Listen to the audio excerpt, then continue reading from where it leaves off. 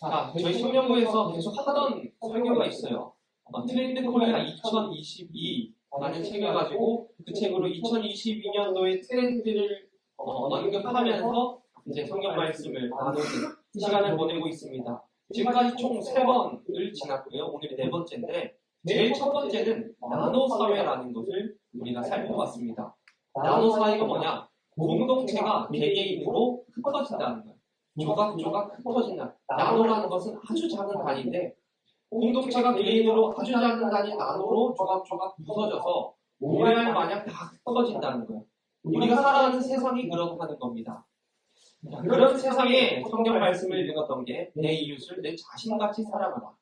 이웃이 없는 세상이고 나밖에 없는 세상이고 나만 잘 살아가면 되고 나만 열심히 해서 내 인생만 성공하면 되는 세상에 선포되는 말씀이 이웃을 사랑하라 내 자신처럼. 그래서 우리가 선한 사마리아인의 모습을 살펴봤고요. 두 번째로 그 다음이 머니러시였습니다. 머니러시란 우리가 더 많은 수입을 얻기 위해서 수입의 파이프라인을 세우는 거예요. 그래서 그 파이프라인을 통해서 나한테 다양한 루트로 수입이 들어오게끔 하는 거죠. 그래서 요즘 세대가 더 많은 수입의 파이프라인을 세우기 위해서 고군분투하고 있다라는 거예요. 벤장러들이 나타나고 투자를 하기도 하고 어떻게든 여러 방면으로 돈을 끌고 모으기 위해서 돈을 향해 달려가는 게 머니러시입니다. 자, 이러한 사회 현상에 대해서 우리가 봤던 말씀이 돈을 탐내고 돈을 사랑하면 믿음의 길에서 떠나기 쉽다라는 말씀을 봤어요. 가룟 유다가 꼭 그랬습니다. 가룟 유다는 돈을 좋아하던 사람이었어요. 돈을 좋아하다가 예수 그리스도를 팔아버렸죠.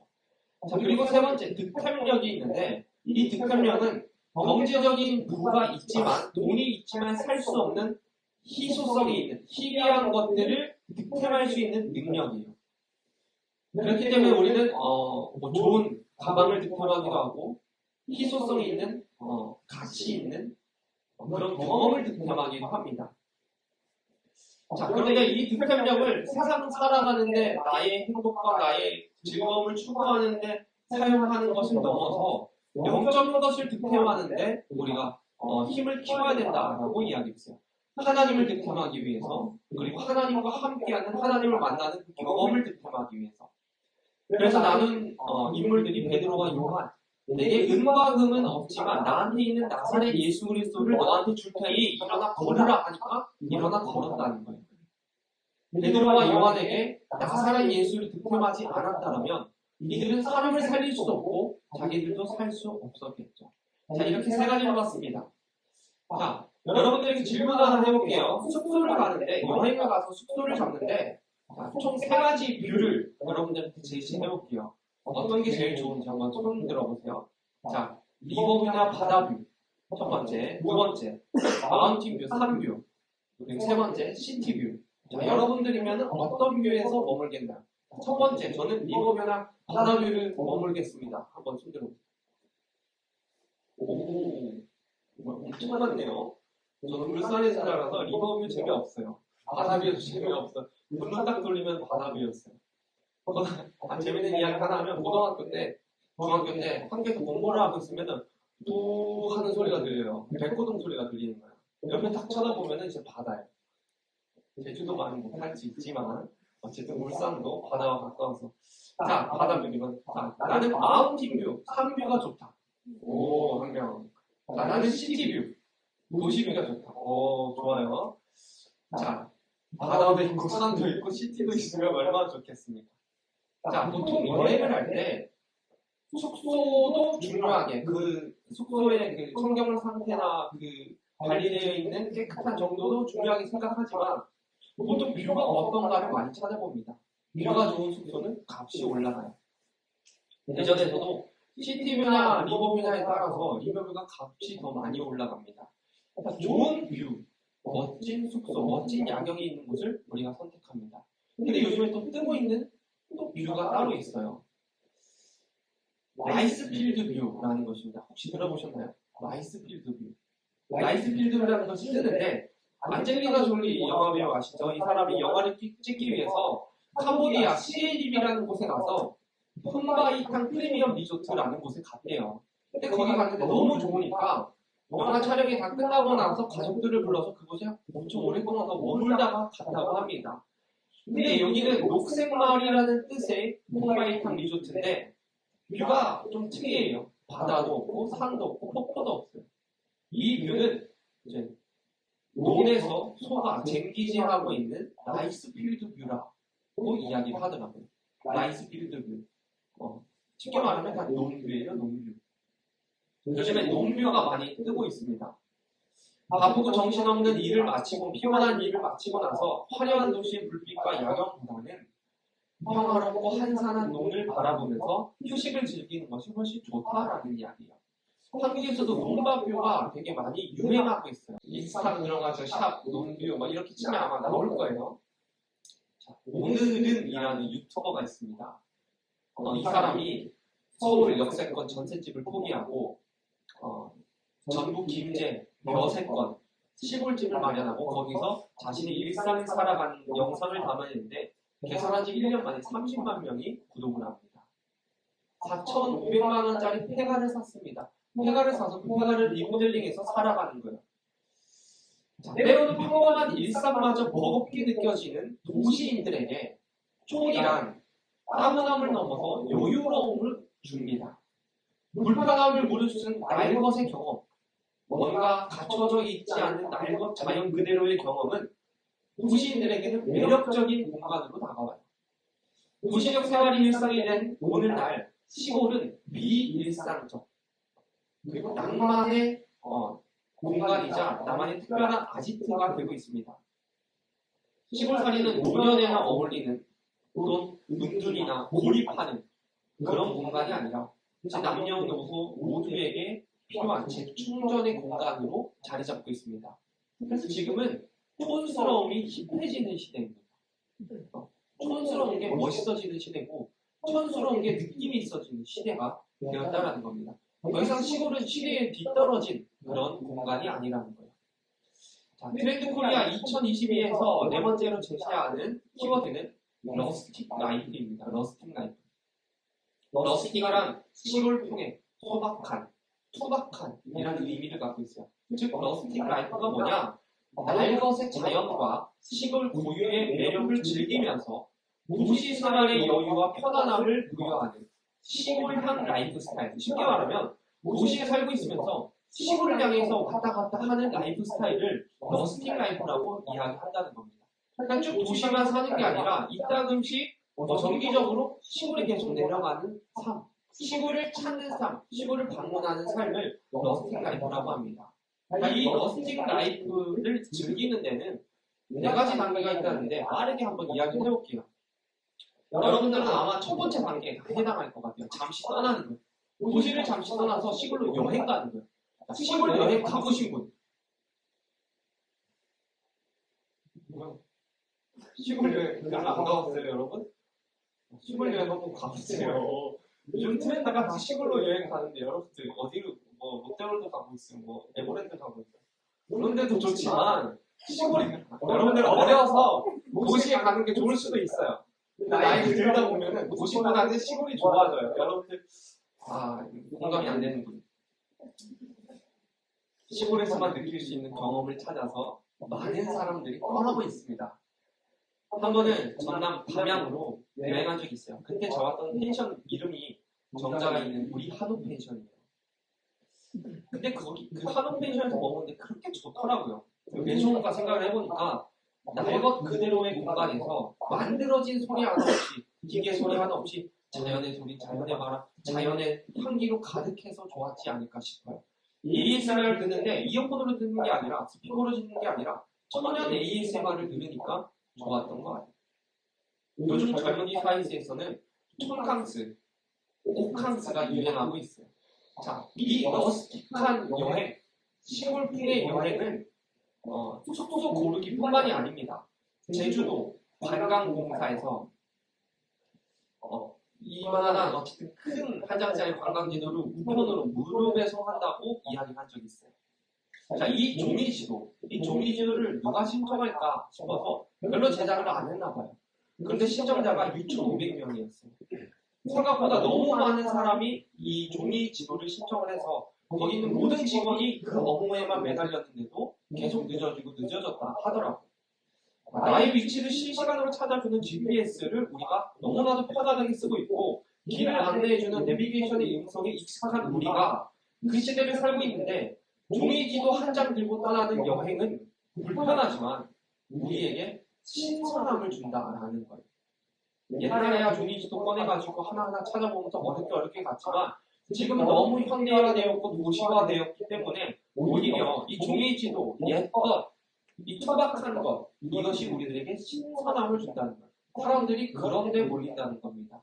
도시 모드에서 완전히 로그아웃해서 스마트폰을 잠시 꺼놓고 해당 지역의 단체들이 추천해놓은 지역 도민들이 추천해놓은 그런 맛집을 찾아가는 게 멋있는 것, 그런 게 재미있는 것, 좋은 경험이 되고 있다는 겁니다. 물멍 좋아하고 풀멍도 있고요. 물멍도 좋아하고 그리고 카페를 갈 때도 뷰 맛집으로 갑니다. 커피 맛있는 집이 아니고 음료수 맛있는 집보다는 뷰가 좋은 집, 뷰가 예쁜 집으로 카페를 간답니다. 이렇게 사람들이 시골에서만 느낄 수 있는 그 경험과 감성을 찾아서 일상을 벗어나 시골로 여행 간다는 거예요. 잠시 떠난다는 겁니다. 이게 첫 번째 단계고요. 두 번째, 시골에서 머무는 거예요. 자, 여행을 갔는데 1박 2일, 2박 3일로 너무 아쉬운 거예요. 그래서 한 달 살기가 나오는 거예요. 한 달 살기는 10년 전부터 국내에서 많은 사람들이 버킷리스트로 뽑았습니다. 자, 버킷리스트라는 것은 내가 이거를 죽기 전에 꼭 해보고 싶다라는 거잖아요. 그만큼 진입 장벽이 높았다는 겁니다. 한 달 살기가 비현실적인 뭔가 로망이었다면 요즘에는 한 달 살기는 번잡한 도시에서 벗어나 일상을 리셋하는 셀프 유배라는 말을 쓰더라고요. 나 스스로 나를 다른 곳에, 더 먼 곳에 유배 보낸다. 남들이 가는 유명한 곳이 아니라 남들이 모르는 곳, 한적한 곳, 아무도 없는 곳으로 방향을 틀어요. 저와 여러분들은 한 달 살기 불가능해요. 휴학을 하지 않는 이상, 일을 내려놓지 않는 이상.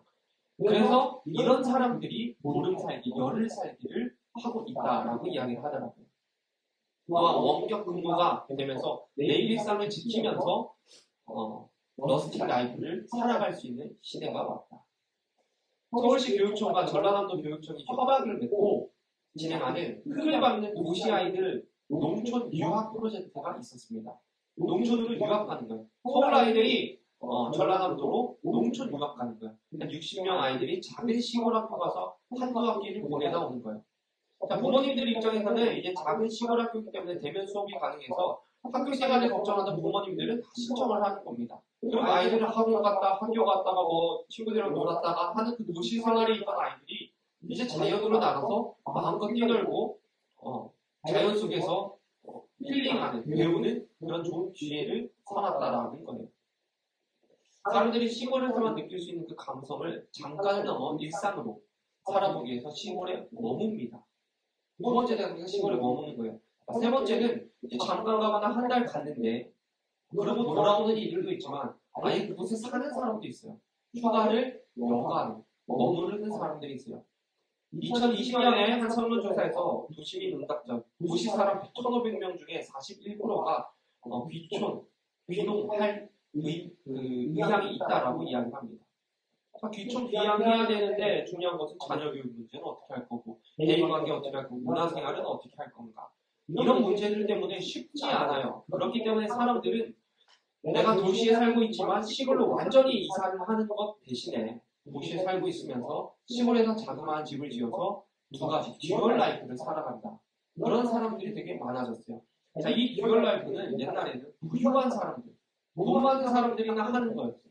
별장을 지어놓고 그곳에서 휴가를 보내고 다시 돌아오고 이거는 돈 많은 사람들이나 그리고 은퇴한 사람들이나 하는 거였는데 요즘에 20, 30대들이 이걸 많이 한다더라고요. 빈집 그리고 쉐어하우스 이용해서 이중 생활을 합니다. 그래서 노촌, 도시와 촌의 삶을 계속 살아가는 듀얼 라이프. 이런 삶을 5도 2촌이라고 해요. 5도 2촌. 5도가 2촌이 뭐냐? 5일은 도시에서, 이틀은 촌에서 보내는 삶을 살아갑니다. 캠핑 갈 때도 그냥 캠핑과 왔다 갔다 하는 게 아니라 장박 캠핑에서 오랫동안 캠핑 장소를 빌려서 캠핑을 하고 때로는 간편하게 이동할 수 있도록 차박을 합니다. 핀란드에서는 휴가를 되게 중요하게 생각하더라고요. 그래서 번잡한 휴양지가 아니라 아무것도 없는 한적한 오두막 속에서 보내는 휴가를 최고의 휴가라고 여긴답니다. 그래서 그 매력을 아무것도 하지 않기의 매력이라고 이야기합니다. 이렇게 사람들은 시골의 삶을 찾을 수 있고 그 매력에 빠져서 머무르며 자신만의 자리를 잡습니다. 머무르며 자기 자리를 잡는 사람들이 있어요. 그 마지막 단계인 둥지를 틀다, 농사를 집을 경험을 짓는다. 이제 거기 자리 잡은 것뿐만 아니라 거기 아예 눌러 사는 거예요. 삶을 꾸리는 겁니다. 은퇴 이후에 도시를 떠나서 시골로 가는 사람들도 많지만 이제는 자신만의 삶을 개척하고자 도시에 없는 자신만의 삶을 개척하고자 시골로 내려가는 청년층들이 시골 풍경을 바꾸고 있다라고 이야기를 합니다. 청년 농부들이 늘고 있어요. 또한 시골에 싼값으로 집을 구매해서 리모델링하거나 매매하는 사람들도 많고요. 도시에서 방 한 칸 마련하기 어려운데 시골에서는 내가 원하는 집을 꾸밀 수 있는 거죠. 그 돈으로. 그래서 많은 사람들이 그렇게 살아간다라는 거예요. 어떤 이들은 도시를 떠나지 않고 자신의 삶 속에서 이 러스팅 라이프를 경험을 만들어냅니다. 대표적인 활동이 텃밭 가꾸기예요. 여러분들 초등학교 때 텃밭 다 가꿔보셨죠? 요즘 텃밭 가꾸는 사람이 많지 않은데 드문드문 사람들이 텃밭을 가꿔요. 근데 그 텃밭이 집 밖에 있었는데 코로나로 인해서 베란다로 들어갔대요. 그래서 홈파밍이라고 합니다. 홈파밍. 집에서 농부로 살아가는 거예요. 자, 사람들은 시골의 둥지를 틀거나 시골 스타일로 자신의 삶의 경험을 짓습니다. 자, 이것이 지금 일어나고 있는 러스팅 라이프 삶의 모습, 현상, 트렌드라고 이야기를 해요. 시골의 사람들이 모입니다. 사람들은 시골을 찾아갑니다. 시골로 떠나요. 시골은 더 이상 촌스러운 곳이 아니라는 겁니다. 왜냐? 그 촌스러움이 현대인들의 감성을 자극했고 그 촌스러움이 현대인들에게 편안함을 주고 그 촌스러움이 현대인들에게 매력으로 다가온다는 거예요. 그렇게 더 이상 촌스러운 공간이 아니게 됐어요. 어쩌면 이렇게 생각해보면 오늘을 살아가는 우리에게 촌스러움이 필요한 거죠. 우리는 촌스러움이 필요한 것 같아요. 촌스러움을 계속 찾는 거 보니까. 트렌드 코리아 2022에서 이런 말을 했습니다. 사회가 각박해질수록 힐링의 아이콘으로서 시골을 찾게 되는 것은 본능에 가깝다. 사회가 각박해지고 답답해지고 뭔가 빡빡해지는 그런 사회 속에서 살다 보면은 힐링의 아이콘으로 시골을 찾는 것은 사람의 본능이다라고 이야기를 합니다. 사회생물학자의 창시자인 하버드대 에드워드 윌슨이라는 사람이 있는데 이 사람이 바이오필리아라는 개념을 이야기합니다. 바이오필리아가 뭐냐? 바이오, 생명, 필리아, 사랑, 생명 사랑. 즉 인간은 선천적으로 자연을 좋아하면 자연으로부터 안정감과 회복력을 얻는다라는 거예요. 인간은 선천적으로 자연을 좋아하고 자연을 사랑하고 자연으로부터 힘을 얻는다는 거예요. 그래서 컴퓨터 바탕화면 뭐예요? 자연이잖아요. 그걸 보면서 내가 힐링을 하는 거예요. 힘을 얻는 거예요. 50대, 60대 부모님들 카톡포사 사준 거예요. 꽃이에요. 다 꽃이에요. 꽃을 보면서 기분이 좋고 힐링을 얻는 거예요. 어쩌면 우리가 성경적으로 봤을 때 흙으로 만들어졌고 우리가 태초에 있었던 동네가 에덴 동산이어서 사람은 자연을 찾는지도 모릅니다. 힘들 때 자연을 찾고 답답할 때 자연을 찾습니다. 그러다 보니 자연스럽게 시골로 우리가 향하고 있다. 아주 쉽게 말해서 우리가 시골로 향하는 이유는 쉬고 싶기 때문이라는 거예요. 쉬고 싶어서 시골을 향한다는 겁니다. 평소에 쉴 때 느끼지 못하는 다른 쉼이 있어서 그 쉼이 우리를 채워주기 때문에. 자, 사회 현상이 이래요. 지금 우리가 살아가는 사회가 이래요. 자, 이러한 사회 현상에 대해서 성경은 이렇게 이야기하는 거죠. 함께 읽어볼게요. 시작. 수고하고 무거운 짐진 자들아 다 내게로 오라. 내가 너희를 쉬게 하리라. 오늘날 러스팅 라이프를 살아가는 시골을 찾아 살아가는 이들에게 주님이 주시는 말씀입니다. 나에게 오거라. 시골을 찾아가는 거 좋아요. 자연을 통해서 힐링하고 에너지 얻는 거 좋아요. 그러다 보니까 좋다 보니까 나쁜 게 아니에요. 죄가 아니에요. 근데 그 좋은 것을 하다 보니까 주님께로 가는 경우가 크게 드물어진다는 겁니다. 무엇보다 나에게 와라. 내가 쉬게 하겠다. 사탄이 우리를 하나님과 멀어지게 만드는 방법 중에서 가장 강력한 게 좋은 일들이 많게끔 하면 우리가 하나님과 멀어지는 경우가 참 많아요. 이 말씀을 하나하나 좀 풀어보겠습니다. 자, 수고하고 무거운 짐진 자들아. 수고하고라는 말은 육체적으로 피곤해서 지친 상태를 말하고요. 감정적으로 용기를 잃고 낙담한 상태를 말합니다. 육체적으로 지쳤죠. 감정적으로 낙담했죠. 이 상태. 근데 이게 한 번 지치고 한 번 낙담하고 끝난 상태가 아니라 이전부터 계속 지쳐오고 있고 낙담해 오고 있는 지금도 진행 중인 그 상태를 수고하고라고 이야기를 합니다. 그리고 짐진 자들은 누굽니까? 누군가에 의해서 무거운 짐이 지어진 자들이 내 스스로 무거운 짐을 진 게 아니라 누가 나한테 짐을 지어준 겁니다. 자, 1차적으로는 바리새인과 서기관들이 이스라엘 백성들에게 종교적인 의무를 계속 강조하니까 그게 되게 무거운 짐이 돼버렸어요. 더 나아가서는 마귀가 우리에게 죄를 짊어지게끔 하죠. 즉, 수고하고 무거운 짐진 자는 누구냐? 당시 로마의 압박 속에서 육체적으로나 정신적으로 고통스러워하고 쇠약해진 이스라엘 백성들이었고, 더 나아가서는 종교적으로 관행이 무리한 율법의 요구, 마귀가 요구하는 죄의 짐으로 인해서 짓눌려 있던 사람들이라는 겁니다. 이게 딱 우리의 모습이에요. 우리가 천년을 살아갈 때 얼마나 많이 수고하고 얼마나 많은 짐을 지고 있습니까? 내가 짐을 지고 싶어서 짐을 졌습니까? 아니, 사회가 짐을 줬어요. 세상이 나에게 짐을 지워버렸어요. 그리고 우리는 늘 수고하고 있습니다. 거기에 더해서 어떤 이들은 크리스천 청년으로서 본인이 바리새인이 되어서 본인 자신을 계속 정죄하고 계속 나무라고 계속 힘들게 하고 무거운 짐을 계속 지어주는 청년들도 있어요. 본인이 바리새인과 서기관이 돼서 본인을 못 살게 구는 그런 청년들도 있습니다. 죄의 짐은 말할 것도 없고요. 예수님께서 그런 우리를 부르시는 거예요. 수고하고 무거운 짐진 자들아. 그게 누구예요? 저 옆에 사람이 아니에요. 저 옆에 청년이 아니에요. 바로 여러분이에요. 바로 나예요. 예수님이 지금 부르고 있는 수고하고 무거운 짐진 자는 나란 말이에요. 많은 수고로 어깨가 축 처져 있고 의욕을 잃어가는 어려운 자들아. 인생을 살다가 스트레스로 인해서 지쳐있는 자들아. 잘 살아보기 위해 평범한 인생 살기 위해서 고군분투하고 있는 자들아. 라고 주님이 날 부르고 있는 겁니다. 메시지 성경에서 이렇게 말합니다. 너희는 피곤하고 지쳤느냐? 종교 생활에 탈진했느냐?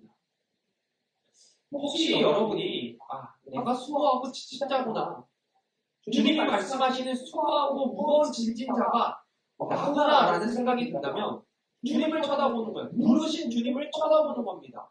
내가 길을 가고 있는 뒤에서 주님이 수고하고 무거운 짐진 자들을 불렀어요. 그럼 놀라서 주님을 쳐다보는 거예요. 무슨 말씀을 하실지 귀 기울이는 겁니다. 그리고 가능하다면 종이와 펜을 꺼내서 주님의 말씀을 받아 적는 거예요. 주님이 수고하고 무거운 짐진 자들아 라고 나를 부르셨다는 것은 할 말이 있다는 거죠. 그 다음 할 말이 이렇습니다. 다 내게로 와라. 내가 너희를 쉬게 하겠다. 수고하고 무거운 짐진 자에게 돈이 필요하겠습니까? 음식이 필요하겠습니까? 친구가 필요하겠습니까? 차가 필요하겠습니까? 집이 필요하겠습니까? 있으면 좋겠죠. 있으면 너무 좋겠죠. 그런데 정말 수고하고 무거운 짐져서 지쳐있는 사람한테 진짜 궁극적으로 필요한 건 쉼이라는 거예요. 돈은 나중 이야기고, 차도 나중 이야기고, 성공도 나중 이야기고, 직장도 나중 이야기고, 정말 수고하고 무거운 짐져서 피곤한 자에게는 쉼이 필요하다는 걸 일단 줘야 된다는 겁니다. 옛날에 우리나라는 제 7일 근무, 6일 근무를 했었어요. 그래서 과로 사회라는 말이 돌았습니다. 학교도 토요일까지 수업을 했었죠. 여러분들 모를 수 있겠지만 토요일까지 수업을 했었어요. 자, 그러다가 주 5일 근무제가 생기면서 2004년부터 시작해서 학교도 주 5일로 이제 나가게 됐습니다. 격주로. 그래서 놀토라는 개념이 생겼어요. 그러다가 2012년부터 본격적으로 주 5일 수업을 했습니다. 그리고 근무도 월화수목 금 하게 됐습니다. 원래 토요일, 일요일 다 근무를 했었더라고요. 열심히 살다 보니까 계속 수고하고 지치는 거예요. 쉼이 필요하다는 것을 본능적으로 느끼는 겁니다. 몸소 깨달았던 거예요. 자, 그래서 월화수목금 일하고 토일 쉬잖아요. 근데도 바빠요. 인생이 뭐 그렇게 바쁘지? 진짜 끔찍하게 바빠요, 인생이. 계속 바쁩니다.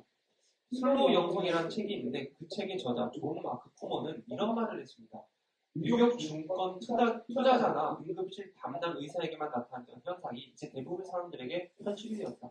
뉴욕 증권 투자자 얼마나 바쁘게 움직입니까? 뛰어다닙니다. 계속 시간을 내면서 응급실 담당자 밤낮 없습니다. 그런 사람들에게만 나타났던 삶의 모습이 일반 사람들에게 다 보이게 됐다는 겁니다.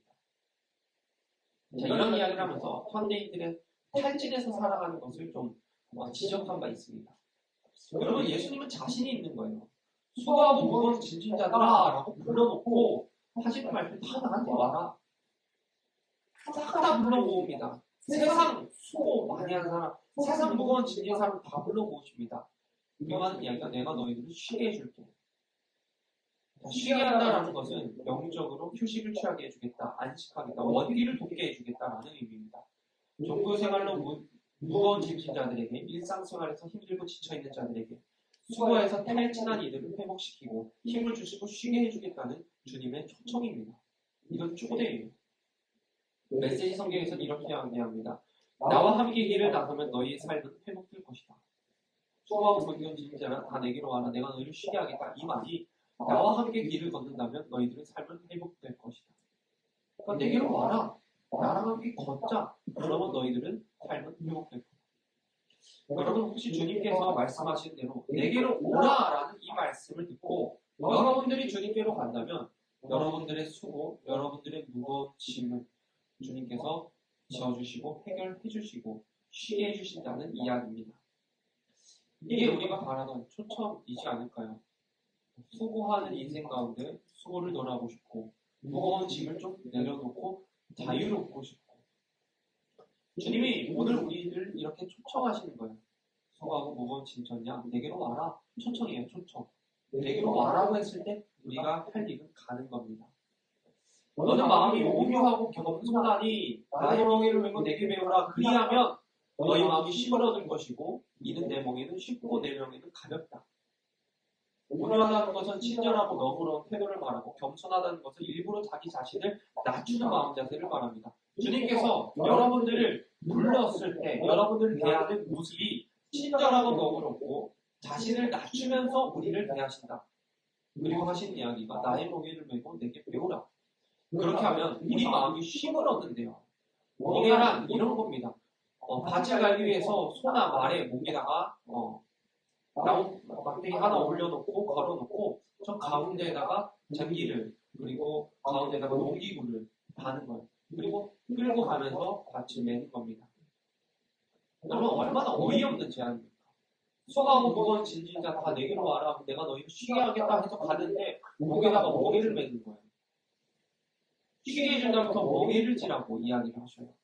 지친 우리에게는 멍에가 필요한 게 아니라 매트리스가 필요한 거고 지친 우리에게는 휴가가 필요한 건데 멍에를 매라고 멍에를 지어줘요. 하지만 예수님의 의도는 이런 겁니다. 지친 사람들에게 줄 수 있는 가장 좋은 선물이 삶을 살아가는 새로운 방식이며 인생을 책임질 수 있는, 감당할 수 있는 참신한 방식이 우리들에게 가장 필요한 것을 주님이 아셨다는 거예요. 무슨 말이냐? 우리 인생은 짐의 연속이에요. 계속 짐을 져야 돼요. 지금까지 짐을 져왔다면 내 미래도 짐을 지면서 살아가야 돼요. 내 미래도 나는 수고하면서 살아가야 돼요. 이 세상 살아가면서 수고 안 하고 짐 안 지는 사람이 누가 있겠습니까? 어쩌면 죽을 때까지 우리는 그 삶을 살아가야 된다는 거예요. 자, 이 짐을 벗어버릴 수가 없는 짐이에요. 수고를 안 할 수 없는 인생입니다. 이게 현실인데 이 현실 가운데 내가 수고하지 않게 해줄게, 내가 너희 짐을 덜어줄게, 짐을 벗겨줄게, 너는 수고할 필요도 없고 짐을 질 필요도 없어 라고 말하는 건 거짓말이죠. 현실을 전혀 인식하지 못하는 허황된 이상적인 그런 말이겠죠. 근데 주님은 그런 말씀을 하시지 않아요. 무거운 짐 질 수 있고 수고할 수 있어. 그런데 삶의 방식이 바뀌면 너는 그것을 수고한다고 느끼지 않을 거고 그것을 무거운 짐을 졌다라고 생각하지 않을 거예요.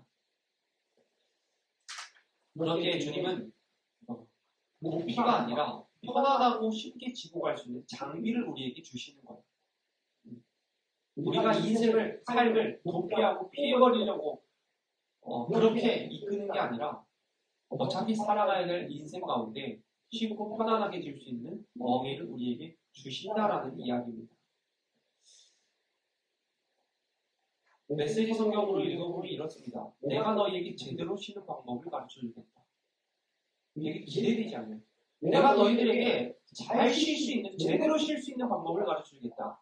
나와 함께 오고 나와 함께 일하라. 내가 어떻게 하는지 잘 봐라. 자연스러운 은혜의 리듬을 배워라. 나는 너에게 무겁거나 너에게 맞지 않는 짐을 지우지 않는다. 나와 함께 있으면 자유롭고 가볍게 사는 법을 배울 것이다. 예수님과 같은 멍에를 메고 예수님이 오른쪽으로 가면 나도 가면 되고 예수님이 멈추면 멈추면 되고 예수님이 뛰면 나도 뛰면 되는 거예요. 예수님의 삶의 리듬을 보고 우리가 배우면 되는 겁니다. 예수님께서 바쁘셨을까요? 안 바쁘셨을까요? 예수님 엄청 바쁘셨을 거예요. 엄청 피곤하고 얼마나 추구하고 지치셨을까요? 인생 살아가면서 예수님보다 무거운 짐진자는 아마 없을 겁니다. 예수님의 일정표는 늘 꽉 차 있었어요. 때로는 예수님께서 지치고 피곤해서 막 서둘러서 막 짜증내고 허둥지둥 하실 수도 있었을 텐데 예수님의 모습은 전혀 그런 게 없습니다. 언제나 하나님과 연결됐고 사람들과 연결된 상태를 유지하셨습니다. 예수님이 천성이 느긋해서였을까요? 지금 우리처럼 빨리빨리 일하는 시대를 살지 않으셨어서 그럴까요? 삶의 방식이 달라서 그래요. 예수님의 삶의 방식, 자연스러운 은혜의 리듬.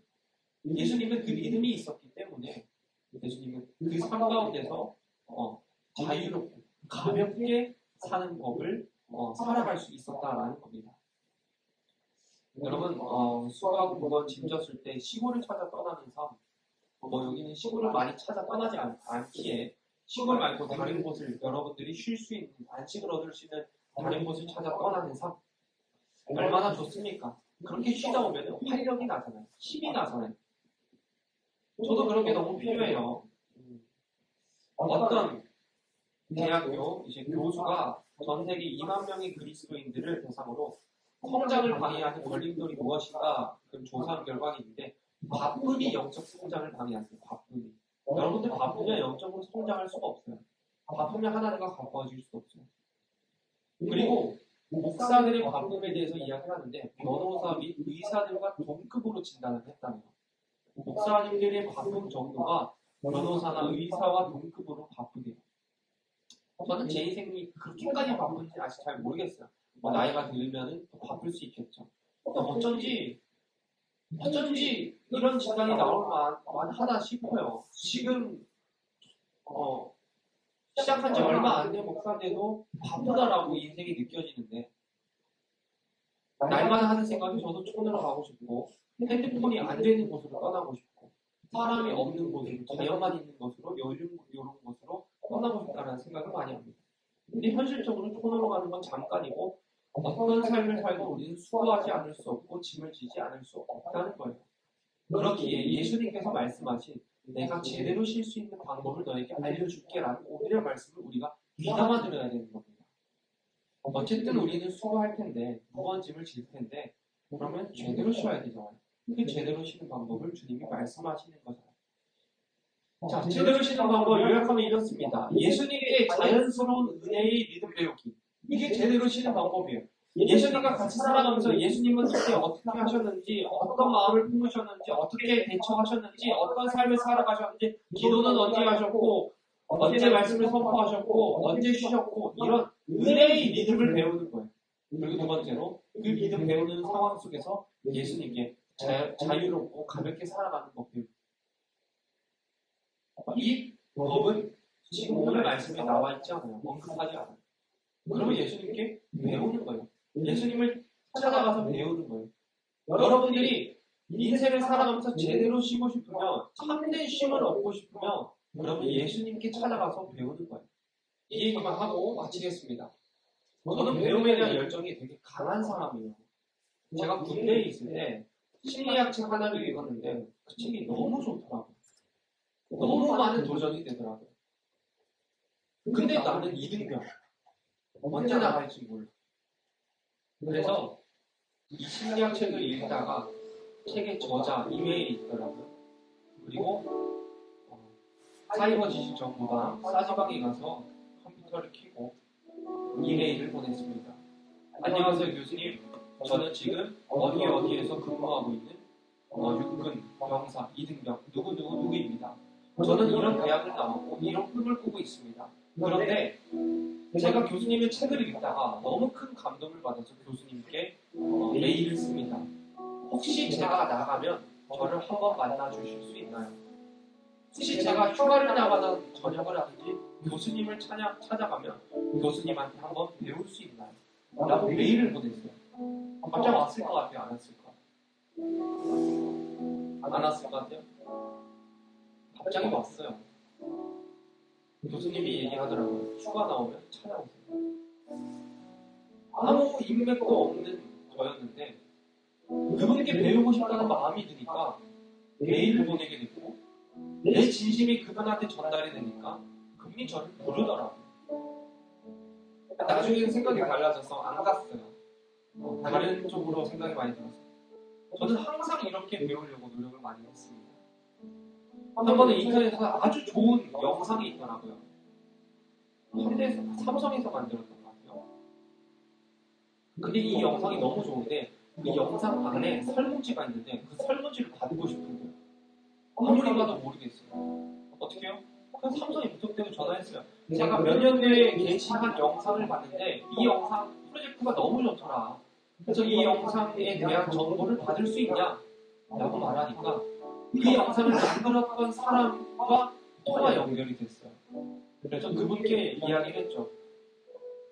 거기서 하는 그런 디자인, 그런 홍보 이런 게 너무 마음에 든다. 혹시 제가 그곳에 가서 잠시라도 참관할 수 있습니까? 라고 물어봤어요. 그러니까 이게 공기업이기 때문에 그리고 어쨌든 그렇게 공개될 수는 없다더라고요. 그래서 그럼 알겠습니다. 근데 신기한 거는 그 영상을 만든 사람과 통화를 했어요. 너무 신기하지 않나요? 여러분 우리가 이 열정으로 예수님께 배워야 되는데요. 저도 이 열정을 예수님께 쏟아야 될 것 같아요. 여러분들 예수님께 배우기 위해서 얼마큼 열심을 내보셨습니까? 여러분들이 존경하는 사람의 책을 많이 읽어봤겠죠. 여러분들이 존경하는 사람의 강의는 많이 들어봤겠죠. 그런데 예수님께 배우기 위해서 여러분들은 어떤 노력을 해봤고 어떤 열정을 보여봤냐는 거예요. 우리 청년의 때는 예수님께 배워야 되는 때예요. 누구한테 배웁니까? 세상 좋은 리더가 계신데 여러분들 무거운 짐 질 거고 수고하면 살게 될 겁니다. 그렇게 살고 있겠죠. 근데 제대로 쉬는 방법은 예수님께 배우고요. 그래서 여러분들 아무쪼록 예수님께 많이 배웠으면 좋겠습니다. 예수님께 배우려면은 예배 자리에 나와야 예수님께 배우죠. 기도를 해야 예수님께 배우고 말씀을 봐야 예수님께 배우죠.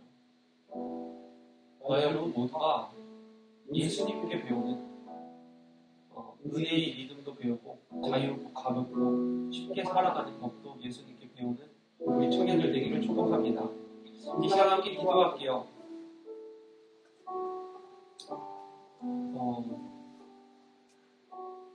여러분들이 무슨 수고를 했고 무슨 무거운 짐을 졌는지 한번 생각해 보시길 바랍니다.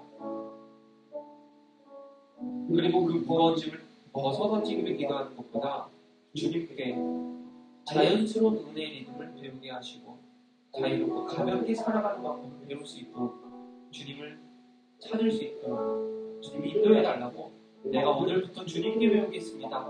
하나님께서 나의 지도자 되어주시고 하나님께서 나의 멘토 되어주셔서 내 인생 한 걸음 한 걸음 가운데 주님께서 가르쳐 주시옵소서 주님께서 말씀하여 주시옵소서라고 우리 시간 주님의 이름 한번 부르시고 통성으로 기도드리겠습니다. 주여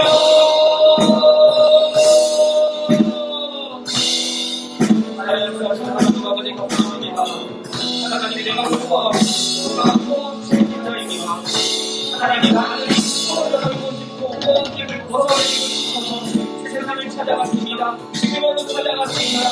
하나님 아버지 하나님을 가져오되기 하나님 교회를 다했습니다.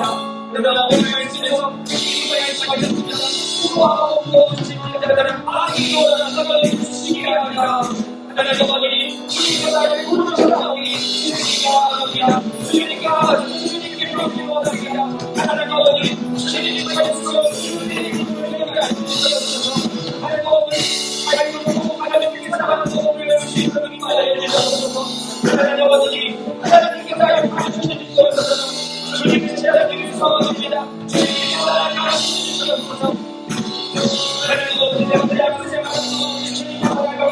주시고 이기과 은혜를 위해서 내 신경과 하나님을 가르쳐주시옵소서.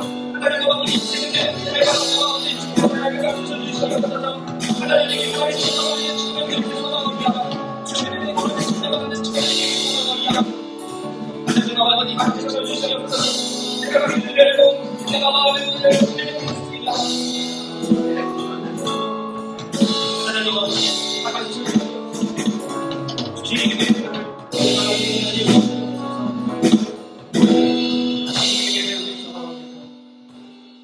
하나님 아버지 감사드립니다. 이 세상을 살아가며 많이 수고하고 있고 짐을 하나둘씩 지다 보니 무거운 짐을 지신 자가 되어버렸습니다. 그래서 온 세상이 자연을 찾아 회복하고자 취미를 찾아 회복하고자 하고 있습니다. 그런 우리를 주께서 부르셨사오니 수고하고 무거운 짐지자들아 다 내게 와라. 내가 가르쳐줄게. 내가 제대로 신앙 방법을 가르쳐줄게라고 주께서 우리를 초청하셨으니 하나님의 초청에 의하여서 오늘 이후로 주님께 배우기 소망합니다. 주님께서 알려주시옵소서. 내 삶 가운데 자연스러운 은혜의 이름을 알려주시옵소서. 무겁게 쫓기며 살아가는 인생 가운데 자유롭고 가볍게 살아가는 방법을 알려주시옵소서. 하나님 주께서 알려주시기를 소망합니다. 이 중요한 청년의 시기에 무엇보다 주님께 배우는 우리가 되게 인도하여 주시옵소서. 이제는 교회의 머리 되시는 우리 구주 예수 그리스도의 은혜와 좋으신 하나님 아버지 넓고 크신 사랑하심과 성령님의 위로와 교통하심이 인생의 모든 부분 가운데 주님께 배우고자 다짐하며 나아가는 우리 청년들의 인생 가운데 일상 가운데 영원토록 함께 하시기를 축원하옵나이다. 아멘.